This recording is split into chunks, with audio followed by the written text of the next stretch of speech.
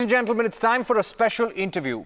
Major Shafiq Gore was martyred in a heroic gun battle with India's enemies during Operation Rakshak in July 2001. It's been 16 years since his martyrdom. He left behind a family, a wife who works for the welfare of army martyrs' families and women empowerment of widows in Karnataka. Her moving and heart-rending tribute to her husband should be read by every Indian, and especially by army beaters who don't think twice before denigrating the forces. We have Salma Shafiq Gore joining us live here on this broadcast. Ms. Gore, thanks very much for speaking to Republic. Your story has moved many. It has been read by thousands of people on social media. Would you like to tell us what really made you put all your thoughts down on social media after all these years? What really was the trigger?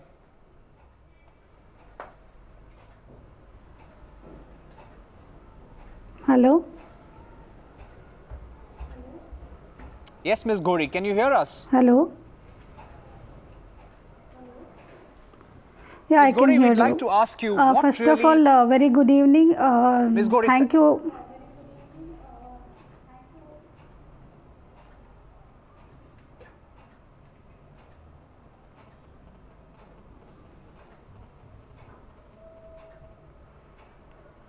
Hello? Ms. Gore, thanks very much for being with us. My question, there is a bit of a time lag. My question to you is, you've written a post that has gone viral. It is being read by many people, by thousands of people on social media. Would you like to tell our viewers what really triggered you or made you put down your thoughts after all these years?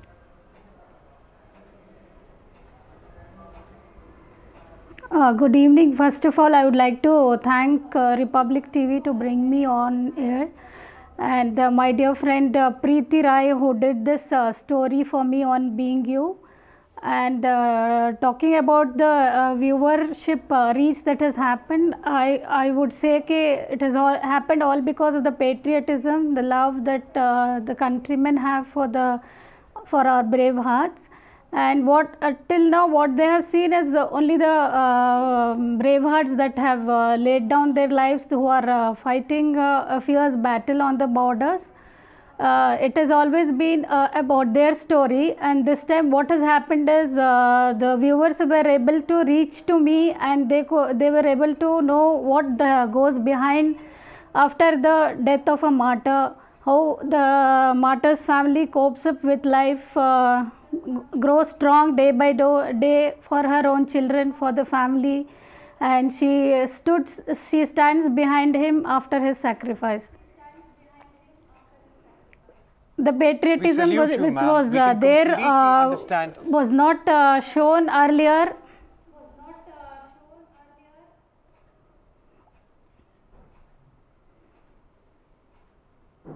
So with this story, what happened was the viewers were able to imagine know what you must have what gone actually through is all these happening years. in the lives of families.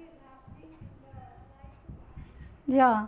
The gratitude, I must say, it is not only for me, it is for all those brave hearts and their families who have gone through this. And this is the time when through Facebook we were able to reach out to them, and they got a platform to show their gratitude and patriotism for the families of martyrs.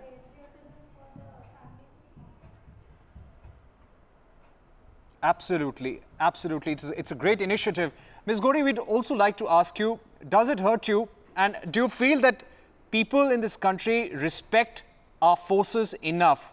People like your husband laid down their lives for the nation. They stayed away from their families. They sacrificed everything. You saw how Major Litul Gogoi, when he took that action against stone pelters in Jammu and Kashmir, the way he was questioned by several critics across the country, why so many are questioning the army's action or the army chief in Kashmir. Do you think we really respect our forces enough?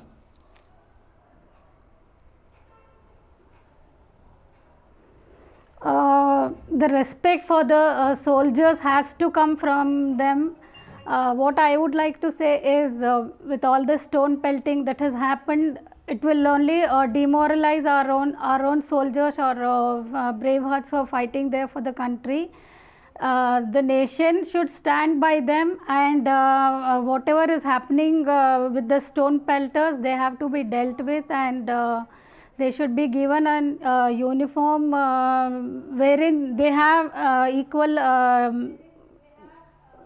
wherein they are able to do what they are supposed to be, and the public should join hand, whether it is in Jammu and Kashmir or rest of the country. They should stand with the serving soldiers.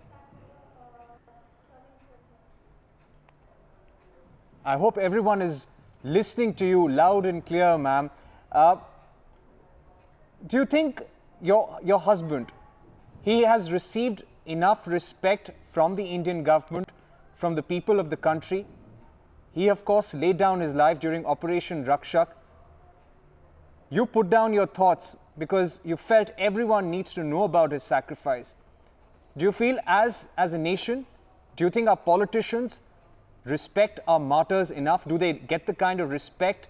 Do the families get the kind of respect they deserve?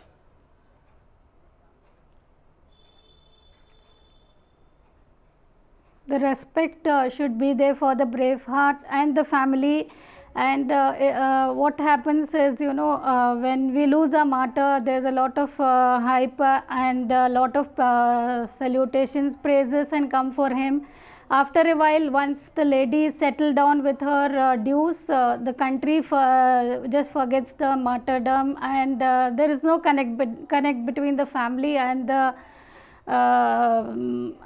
public. So what I am doing right now here in Karnataka at Bangalore is working with a foundation called Vasant Ratna Foundation, where we are looking after their welfare measures, and I am handling all those issues that they are having after their dues are settled, their pension, their many dues which are held up with the government. The martyr families who are in rural Karnataka, they are not able to reach to other people. So I with my friend Subhashini are working out to reach out to them. In fact, I am like working now with a list from Delhi also, wherein there are too many issues with the ladies. Right. Ms. Gori, it was in July 2001 that your husband laid down his life. It's been 16 years. How difficult have these years been for you and your family? Yes, it is. Yeah, it has been very difficult. I remember when I lost him, I was just 29 years old. And my children were just 4 and 8. The elder one was 8 years old. She was able to relate that she has lost him. My younger one was just 4 years old. I had a difficult time convincing to him that such a great big tragedy has felt upon him, and it took another 2-3 years for me to convince the child that the father is not going to come back, he is not going to be there for him. I used to avoid his questions when he used to ask me, where is he, why am I not able to reach him?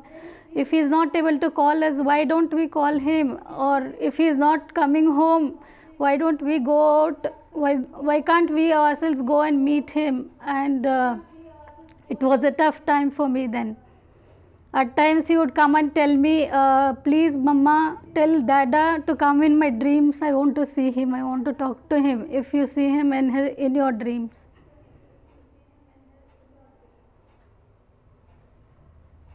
I can just imagine. It's very hard to imagine, ma'am, what you went through. Was there any support structure all these years? Did anybody from the government support you or reach out to you, or did you feel alone in this world, fighting on, surviving with your children, having to answer for them?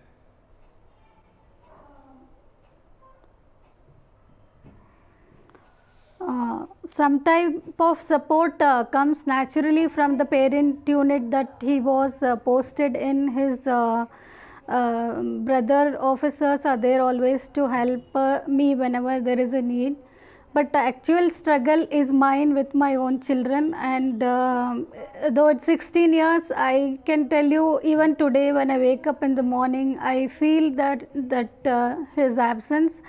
And I also tell myself, okay, today is again another day when I have to live my life without him. I have to follow his footsteps. I have to step into his shoes and do rightfully what he would have done had he been alive with his family.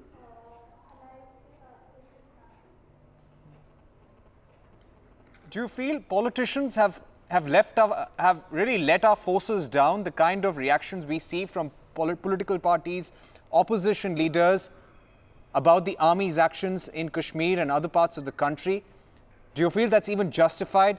Do you sometimes feel angry that these politicians have no idea what is the ground situation, what our forces, what our men in uniform and the families of martyrs have to go through?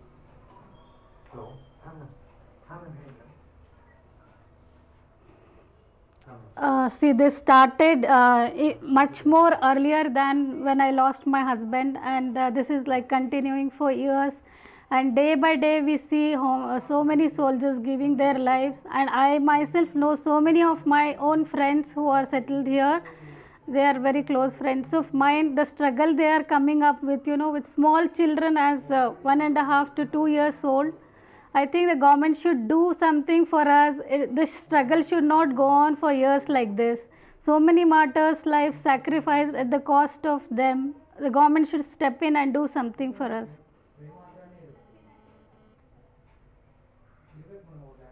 I hope everyone in the corridors of the government is listening, ma'am.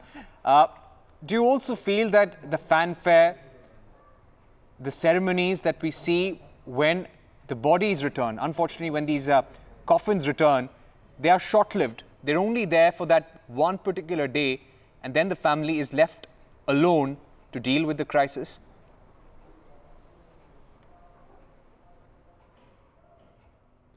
Sorry, I didn't. Can you please repeat? It was not audible. Right. Ma'am, this is our last and final question. I'd like to ask you about what's happening in Kashmir at this point. Our security forces are dealing with stone pelleters, terrorists on a daily basis. They're dealing with terrorists coming from Pakistan. Would you tell the people of this country and our politicians that they need to be supported? Our army on the ground needs to be backed at every step, because only they know what they're going through.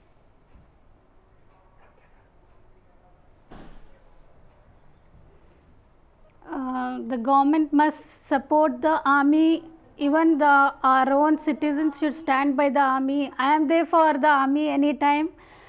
They should come out with easy policies for them, where all this stone pelting doesn't happen. Save our soldiers.